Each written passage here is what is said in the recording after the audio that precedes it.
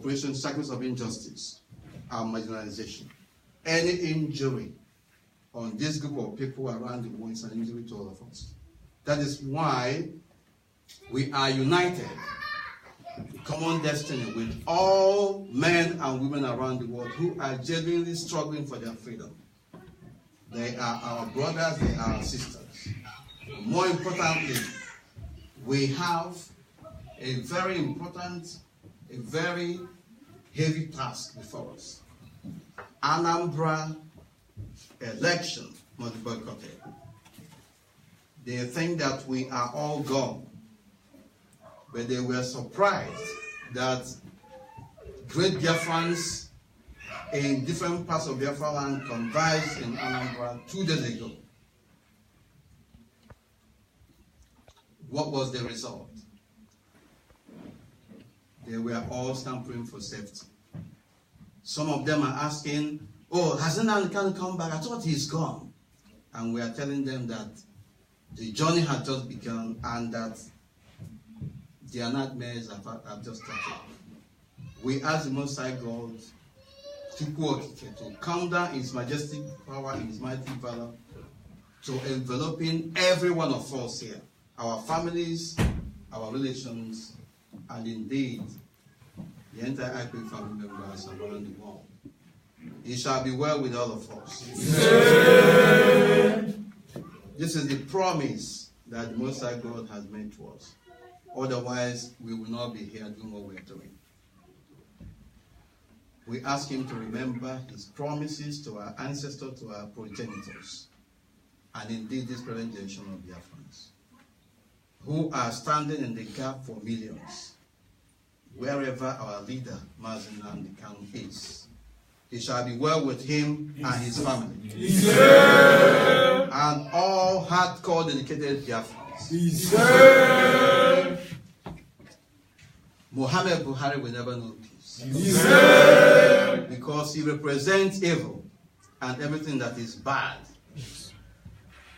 He has committed countless abominations on our land.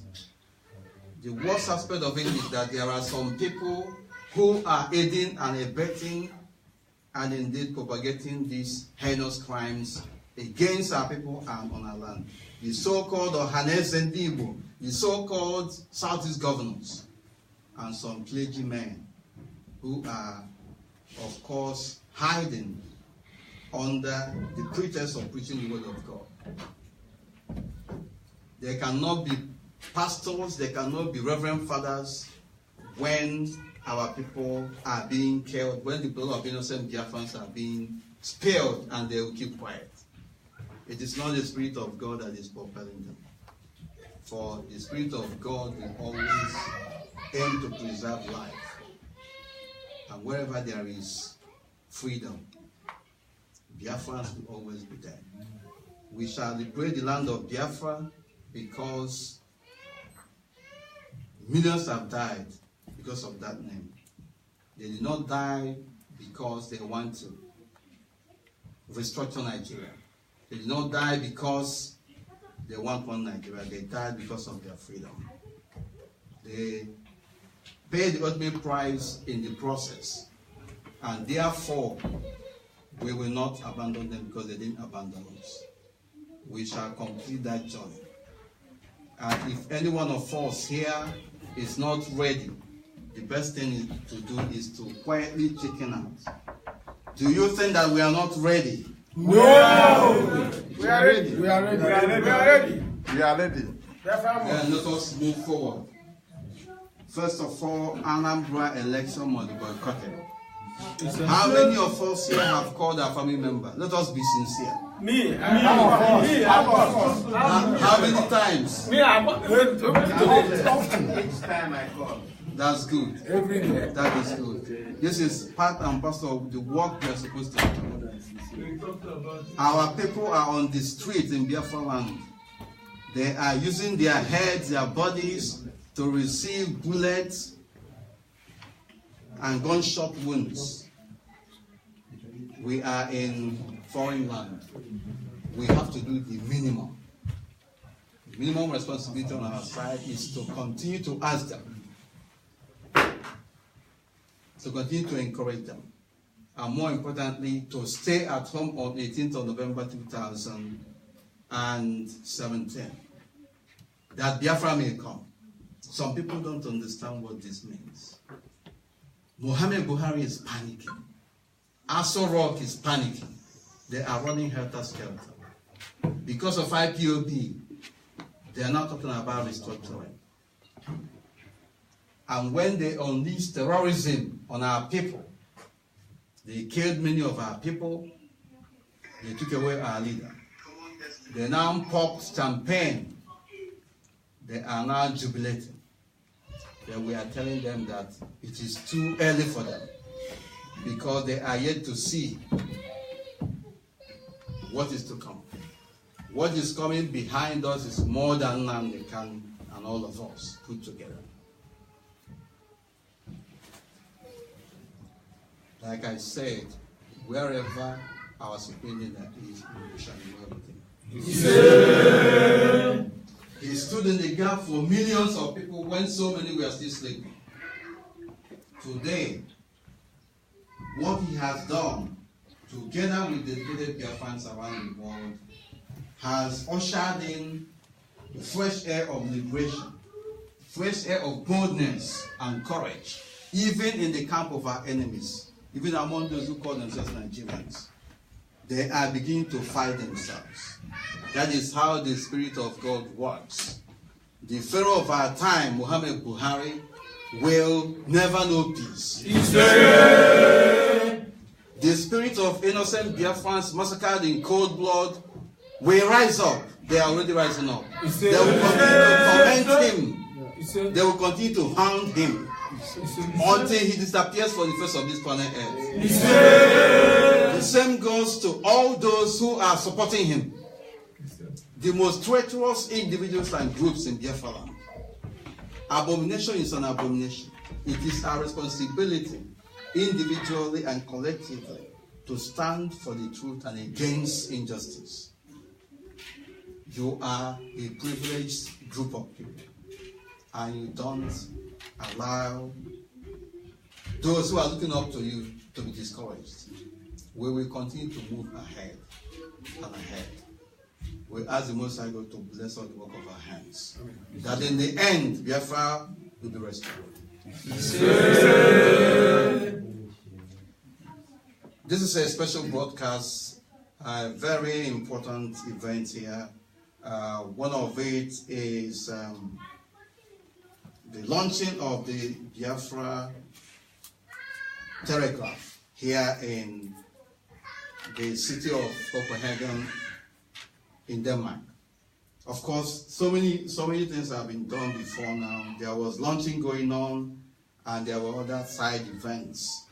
But this is the broadcast proper, and we shall, of course, allow our people to participate and to see what is the remaining part of this program of actions that we have here. I will not waste time. I am surrounded by some of our veterans, and we are honored to be in their midst today. They will talk to us. They will also give us words of encouragement. And after that, all of us here, we have to introduce ourselves. After introducing ourselves, we will have to respond individually to what is going on in Biafra land and in the contraption called Nigeria. And we also have to tell our people the level of our preparedness. Are we going to be the last? No. Then if we are not going to be the last, we should be prepared to tell our people where we are in this struggle. Of course, for us to be here means that we mean business. I don't want to speak on your behalf. We will have to speak by ourselves, individually, one by one, that the rest of humanity will understand that indeed, in the city of Copenhagen and in Denmark, there are Biafrans. I will hand over the microphone at this particular point in time to our national here in the person of Pastor Moya. Thank you very much.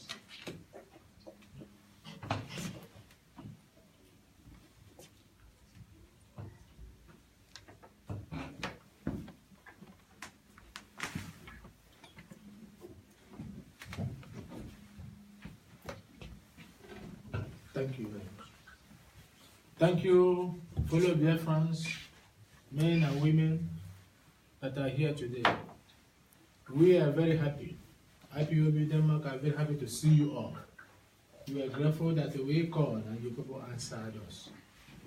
And even our principal officers, there are so many of them, our elders are here. We thank you. We welcome you all. We appreciate your time. We appreciate the moment you want to share with us and the rest of the Ipob worldwide. To tell them, our brothers and sisters, them that are being killed, that they should take patience. In a minute, we want to have some prayers for our heroes and those that are sustaining bullet wounds, those that are weak, that are in the hospital. We remember them. And we are going to say to them all, let them not lose faith. We are here for them. We will make every contribution possible. Anything we can contribute financially to take care of our own, those that are wounded. And those that are gone, we are going to pray for them. Let their souls rest not in peace until Biafra is restored. Israel. Let them that the enemy have killed, the government of Nigeria, the military men of Nigeria, by Buhari, we say who sent them to come and kill our people in Omahi. We call out their souls in this moment. We call out their souls. Let them continue to fight in the realm of the spirit until they hunt down all their killers, those military men. In the name of Chukwu, we pray. Father, we pray. Those our mothers, which House of Fulani men are raping in their farmyard, they killed some of them. Some of them, their head were being carried along the broadways of the northern Nigeria. Let their souls not rest in peace until they hunt down their killers. In the name of Chukwu, we pray. Father, we pray. Chukwu, we pray. Those of our brothers that are in hospital, that are sustaining bullet wounds. Some of them, their legs are being cut off. Some of them, their hands were being cut off. Some of them, their head were being butchered. Some of them, Lord God, they are still in the hospital today. That we pray in the mighty name of our Father, Chukwu Krabiama, that let your spirit, your divine spirit, your refined spirit, go around now, east, west, and south. Begin to locate them in the hospital and begin to heal them all. In the name of Chukwu Krabiama, we pray. Amen. Father, we thank you for bringing our deputy leader here today to be with us. We thank you. It is not impossible if it is not the hand of our Father. Because we have prayed, we are still praying. We are still fasting and praying. We are still calling our Father. He will hear us because He promised us and He sent us. He will hear us. In the name of Chukwu, we pray. Yes. As we are going to go today, you must go with the blessing of the Father. Yes. We are encouraging you to continue coming. I'm handing over now the mic now to the next fellow who is going to speak, which is our elder, who is going to tell us what he knows about Biafra. God bless you as you wait. In the name of Chukwu, we are praying. Yes. God bless you. Sir, what you make it?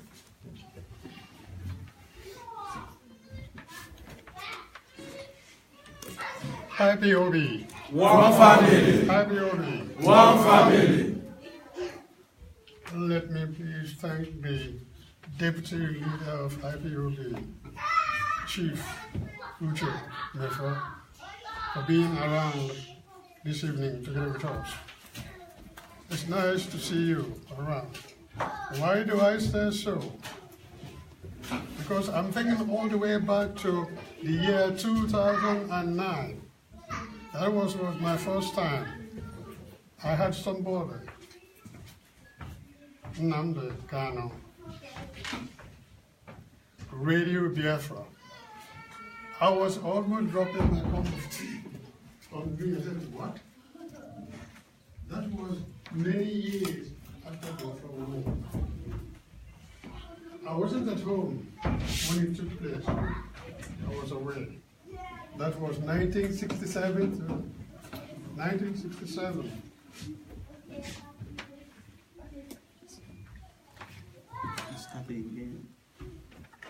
That was 1967. Start again. You may have to talk back.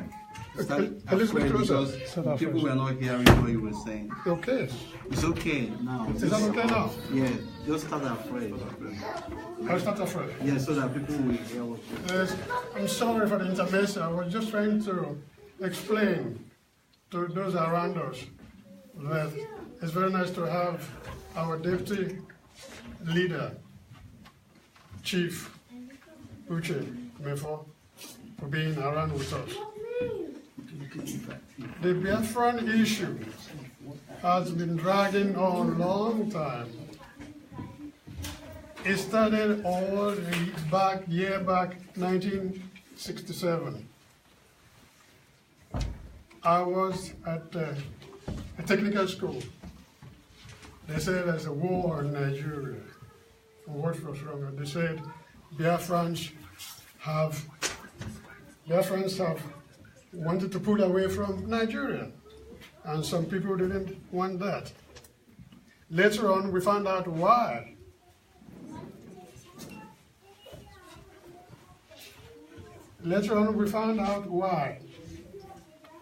Today, we know much more about what it's all about.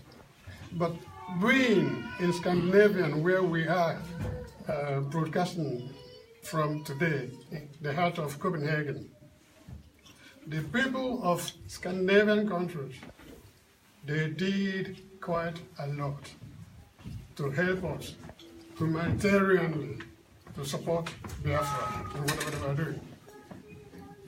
But to go back to today, the year 2017, we have people from Biafra around me here today still struggling to get Biafra. What does it look like today? Today, people have understood why Biafrans are fighting. Even every year, on the 30th of May, when we march in the streets of Copenhagen, trying to remember those who lost their lives, men and women who lost their lives for Biafra. People still ask us, what's happening? When they say us, we said, we are marching for the freedom of Biafra. Some of them said, they lift their thumbs up, not down, but up. You remember when we were there, we were moving around? So there is nothing wrong doing this. To put things correct, I'm sorry to take your time, but if I would like to take you back to 1884, that was when a man called Otto von Bismarck from Germany, there's something they call Berlin Conference. That was when Africa was partitioned by the British people. You take this, I take this, you take this, I take this. And the boundary was drawn without taking notice of the people who lived there. Today, I understand myself better than I did in 1967. I think Africans should go back to the roots and reshape the map of Africa and put things right. Because what the Europeans did, sorry to say, not all of them, but what they did was to put us in such a station that we never recover. Where are we heading for? Biafra has put the target of to become a free nation, and we must support this issue to become an independent country called Biafra. Ipob! Yeah!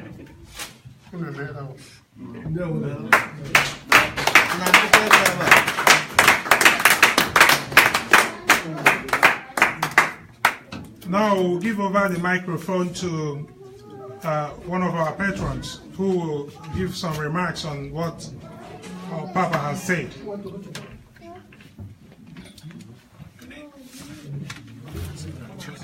Yeah, thank you very much. Thank you.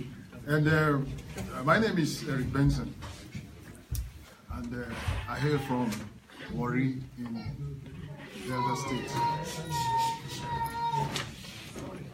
in the southeastern part of Nigeria. And before I can commence with what I want to say, I gladly welcome Deputy Uche Mefor to our humble city, Copenhagen. I believe you will find your stay here pleasurable, quite humble compared to London, where you came from, but it is very heartwarming. You are welcome to have you here. Well, what is Biafra to me? You have a lot of people with different point of view about what Biafra means. Warri, where I came from, a lot of people are confused about Biafra because generally people in that part of the country consider themselves South-South, and they cannot detect, some of them, I'm not going to generalize, but there are some of them who feel that the struggle is primarily within the domain of people from the Southeast. Well, I'm not an historian, but then I don't have to look deep into our history to realize that the southwestern part of the country gladly and boldly consider themselves Oduduwa, isn't it? Yeah. Yes. And in the north, they said we are Arewa. And my question is, what about those of us from the southeast? What are we called? Why is this name Biafra so threatening to these people? I remember the last time I was in Nigeria, I had a long argument with very close members of my families who believe that Biafra is an Igbo agenda. And even if you look at the news, they try to Igbonize it. There is an agenda to Igbonize the whole concept of Biafra. But you see, Biafra is not Igbo. The Igbos are Biafrans, but Biafra itself is not Igbo. Biafra encompasses all the southeastern states. We hail from the coastal region of the southeastern states. The whole concept of SS is a political ruse to sow the seed of discord among us. If we can't come together, then the whole attempt to organize ourselves to prevent the complete domination by the people of that very people from the north to be successful. I really saw through their game. I actually became a member 2 years ago, and I will not go into deep details as regard the war, because I think there are only a few of us here who might have seen the war, because I saw it as a 10-year-old, so I know what it means. So to further explain what this whole agenda is all about, is about the peaceful restoration of Biafra. Those who say the coastal regions are not Biafra should open their eyes, because I remember when I was in primary school, just before the war, or a couple of years before the war, our primary school atlas, the one we use in primary school, has the bite of Biafra. In fact, I knew about this name before the war. It's not possible that Ojukwu could have been the one, or the Eastern people could have been the one putting it in our atlas. It was in our primary school atlas.